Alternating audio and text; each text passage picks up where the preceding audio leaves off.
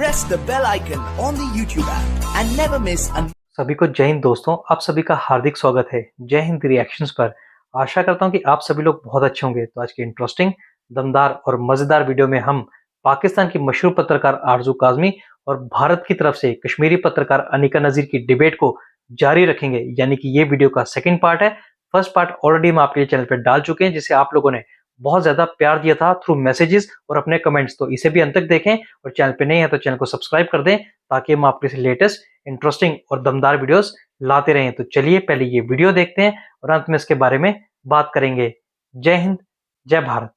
पाकिस्तान में जो भी न्यूज आती है और डेफिनेटली आप लोगों की तरफ जो पॉलिटिशियंस या लोग होते हैं उन्हीं की बात को सुनकर हम उसे आगे बढ़ा देते हैं, या हमारा मीडिया या पॉलिटिशियंस वहीं की बात सुनते हैं। किसी ने जाकर तो देखा नहीं है कि जम्मू कश्मीर में क्या हो रहा है, लेकिन चाहे वो प्राइम मिनिस्टर हो पाकिस्तान के या कोई भी मिनिस्टर्स हो, वो जब स्टेटमेंट देते हैं तो वो यहाँ वहां की बात सुनकर ही देते हैं, क्योंकि आपस में तो कोई कनेक्शन है नहीं जिससे कि बातचीत हो रही हो।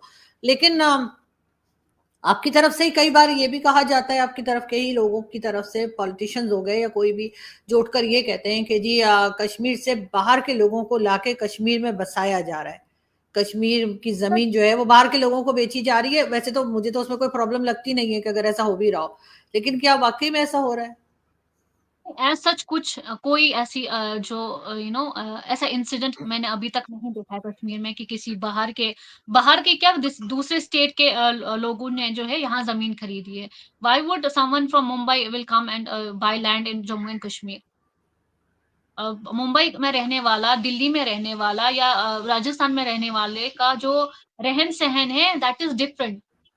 क्लाइमेट के हिसाब से भी देखें, मैं अगर आप मुझे जून में राजस्थान भेजे, मैं वहां नहीं रह सकती, क्योंकि मैं यहाँ की गर्मी बर्दाश्त कर सकती हूँ, मैं वहां का रहन सहन जो मैं बर्दाश्त नहीं कर सकती। वो अच्छा, एक सेकेंड, वो इसलिए हमारे, एक सेकेंड, सॉरी आपकी बात काट रही हूँ, लेकिन वो इसलिए हमारे यहाँ कहा जाता है या बताया जाता है कि वहां पे जो मुस्लिम पॉपुलेशन है कश्मीर की, उसको माइनॉरिटी बनाने के लिए, मेजॉरिटी में है, उसको कम करने के लिए दूसरी जगह से लोग ला ला के बसाए जा रहे हैं। ये हमें कहा जाता है। हाल तो कश्मीर में majority people who are living in Kashmir are only Muslims. यहाँ तो बेचारे कश्मीरी पंडित्स भी नहीं रहे, इक्का दुक्का कुछ फैमिलीज बची हैं जो यहाँ रह रहे हैं, वो भी पता नहीं कहाँ दूर दूर गांव में या तो किसी गवर्नमेंट अकोमोडेशन में रह रहे हैं। Majority people living in Kashmir पिछले 5 सालों से ही देखे कौन सा यहाँ से डिक्लाइन आया कश्मीरी मुस्लिम्स में। जितने 1 से 1.5 करोड़ मुस्लिम्स कश्मीर में रहते हैं तो उतने ही रहते हैं, उसमें कोई डिक्लाइन नहीं आया है।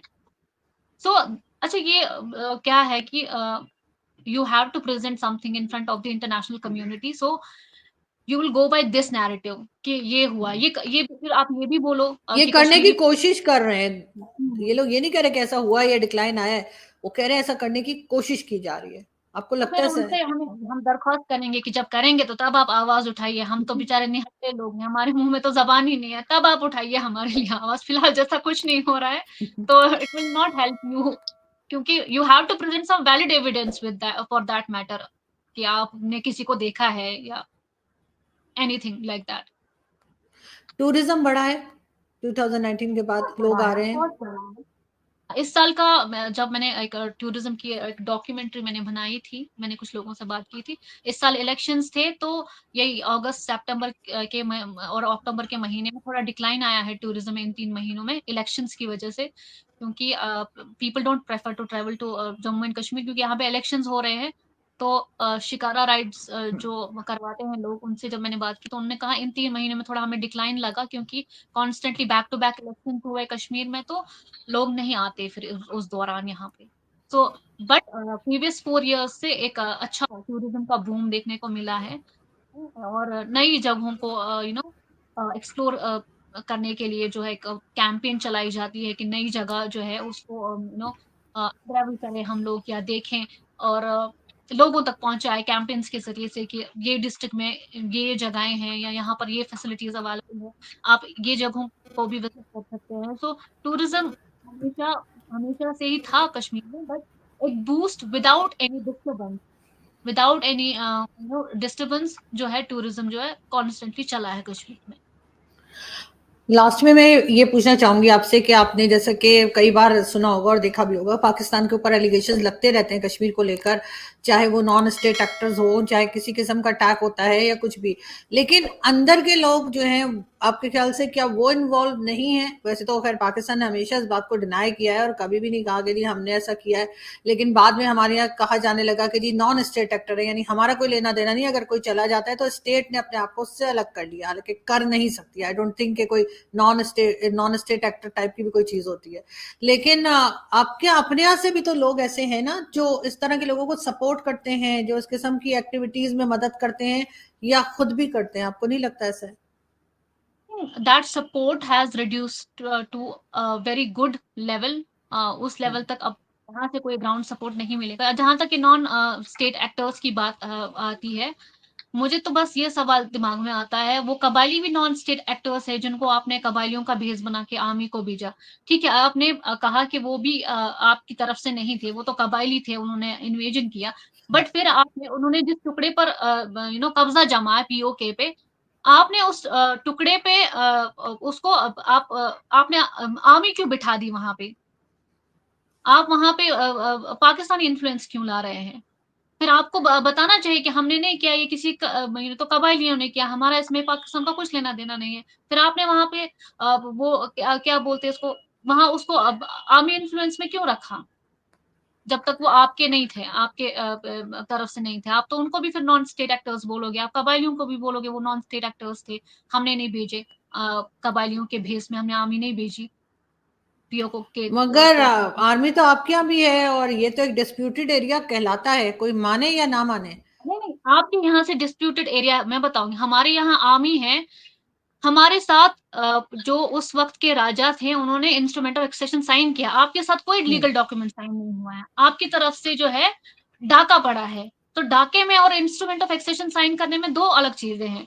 यहाँ पर उसके बाद क्या कहते हैं लीडर्स चुने गए, शेख अब्दुल्ला साहब ने यहाँ पे रूल किया है, तो आपकी तरफ से वो चीजें नहीं हुए। उस वक्त भी जो महाराजा थे उन्होंने इंडिया की हेल्प ली, आप के जो वो कबायली या आर्मी जो थी उसको बाहर निकालने के लिए। मुझे लगता है कि हिस्ट्री में ये सबसे बड़ा दो ब्लंडर्स हुए हैं। एक तो महाराजा ने ही took a lot of time to decide कि कहाँ किस तरफ जाना है, और दूसरा कि जवाहरलाल नेहरू जी ने जो cease fire which was dictated on him by the UN, he accepted it, he should not have accepted it. उस टाइम ऑलरेडी कितने राइट्स हुए थे, कम्युनल डिसहार्मनी, वो बाकी रेस्ट ऑफ द कंट्री में हुए थे। उस टाइम आर्मी आई थी लड़ने के लिए, उनको चेस करना था और उनको बाहर निकालना, जैसे उन्होंने उनको श्रीनगर से बाहर निकाला वैसे ही पीओके के एरिया से उनको बाहर निकालना चाहिए था। That is the I think the biggest blunder जो हिस्ट्री में हुआ है। तो लीगैलिटी मगर पाकिस्तान ने तो खैर उसको आजाद कश्मीर का नाम देके अलग अलग ही एक तरह से रखा हुआ है। वहां का प्राइम मिनिस्टर, प्रेसिडेंट, खैर वो किसी काम के नहीं होते, लेकिन इंप्रेशन यही दिया है।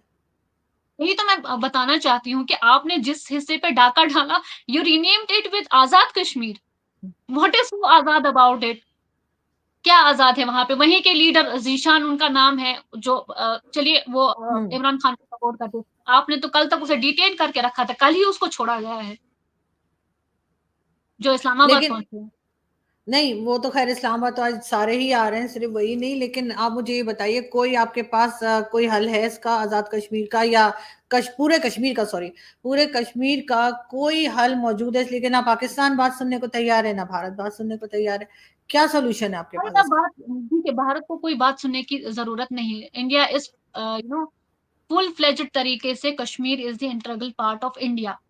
अब आप बात करिए पीओके की, इंडिया इस टाइम पे क्लेम कर रहा है कि we will take back POK. मुझे लगता है ये it's a very big process कि एक एरिया को फिर से अपने इन्फ्लुएंस में ले आना और वहां के लोगों के लिए काम करना और फिर उसको अपना फुल फ्लेज्ड स्टेट बनाना। मैं तो चाहती हूँ कि अगर पाकिस्तान सो कॉल्ड जो डेमोक्रेसी है वो पीओके जिसको वो आजाद कश्मीर कहते हैं, अगर वो चाहते हैं कि ये उनका ही एक अटूट हिस्सा बने, उनका एक अटूट हिस्सा बने, तो फिर वहां वैसे काम कीजिए ना।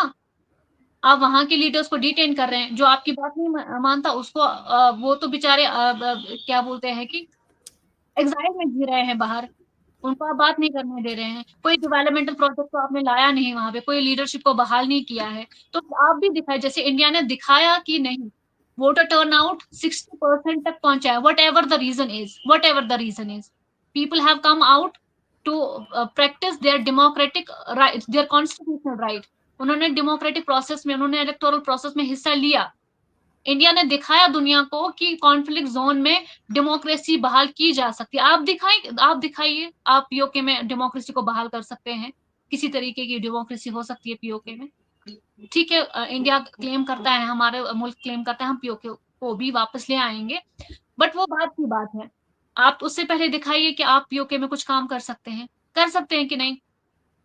आप नहीं कर सकते, आप बस ये कह सकते हैं कि India is doing this, India is doing that, हम तो बेचारे अच्छे हैं, हमारी तरफ से जो यहाँ से फॉरेन टेररिस्ट जाते हैं वो तो हमारे ऐसे, वो तो आसमान से टपकते हैं या जमीन से उनको उगल देती है बाहर, उधर पोरस बॉर्डर्स के थ्रू। आप ये कह सकते हैं, बट उसके लिए प्रॉपर आपने अपने ही जवानों को see, you denied to accept your jawans who led their life for the honour of your country. Pakistan के ऑनर के लिए जिन्होंने कारगिल वॉर में अपनी अपनी जानें निछावर की, अपनी जानें कुर्बान की, उनको भी आपने एक्सेप्ट नहीं किया। और कितने और ये आज के, आपको पता है, जो मुझे पर्सनली लगता है, जब मैं पाकिस्तान की हिस्ट्री उठाती हूँ, तब क्या कहा जाता था कि जिन्ना जो है, मोहम्मद अली जिन्ना, जिनको आप फादर ऑफ नेशन कहते हैं, उन्होंने ये क्लेम किया था कि भले ही पाकिस्तान इस्लामिक रिपब्लिक मजहब के नाम पे बना है, but it will be governed by rule and law. But later he passed away, may be whatever he said he meant it, but he couldn't fulfil it later, क्योंकि उनकी डेथ हो गई और उसके बाद लियाकत अली खान, उसका असैसिनेशन हुआ। फिर CIA का सबसे बड़ा रोल, जो सेंट्रल इंटेलिजेंस एजेंसी है अमेरिकन, पाकिस्तान का एक और ब्लंडर ये है, they allowed external forces to interfere in internal matters. India ने किसी को अलाउ नहीं किया। इंडिया सेक्युलर डेमोक्रेटिक रिपब्लिक बना and it stood by its principles. Pakistan ने बाहर से लोगों को लाया और अपने अंदर के हालात में उनको कहा कि इनमें इंटरफेयर कीजिए। Then they pampered and flattered the क्या बोलते हैं उसको, Pakistani army. They were so happy about it। नहीं, आप मार्शल लॉ आप देखिए, हमारे कॉन्स्टिट्यूशन में आर्टिकल 34 के अंडर मार्शल लॉ है। किसी भी एरिया में आज तक मार्शल लॉ नहीं अप्लाई हुआ है इंडिया में, इतनी डेंसली और डाइवर्स कंट्री में। आपकी इतनी छोटी कंट्री, कितने पीरियड्स तक मार्शल लॉ रहता है?